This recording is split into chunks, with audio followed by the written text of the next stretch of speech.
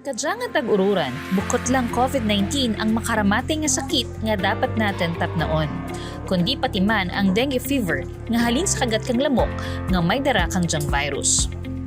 Amoriya nga bukod lang man pagsuksok kang face mask kag physical distancing ang atin dapat himuon, kundi pati man ang 4 strategy para malikawan ang dengue. Suno sa Department of Health. Ang 4 strategy bato sa dengue, amo ang masunod. Ang una nga S ay search and destroy mosquito breeding places. Ukon, sagupon kag gubon ang mga lugar nga pwede balayan kag itlugan kang dengue. Parehas kang mga ginapondohan kang tubig, parehas kang mga daan nga goma, kag iban pa. Ang pangarawa nga S, amo ang seek early consultation.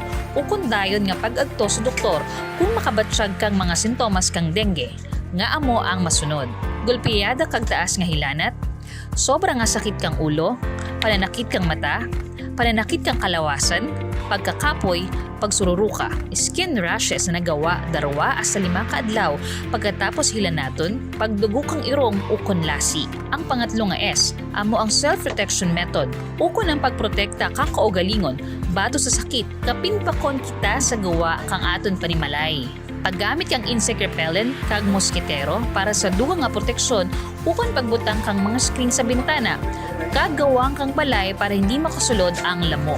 Kag ang pinakaurihi, amo ang support fogging and spraying, ukon ang pagsuporta sa pagpapaaso nga ginahimo kang ating gobyerno para mabatuan dyang mga lamok. Parehas kang COVID-19, masarangan gid naton maipareyo ang ating kaugalingon sa sakit nga dengue. Kinahanglan lang ang disiplina, pagkaon kang mga masustansya nga pagkaon, pagtinlo kang aton palibot kag kalawasan nga sara sa mga pinaka-epektibo nga proteksyon bato sa sakit.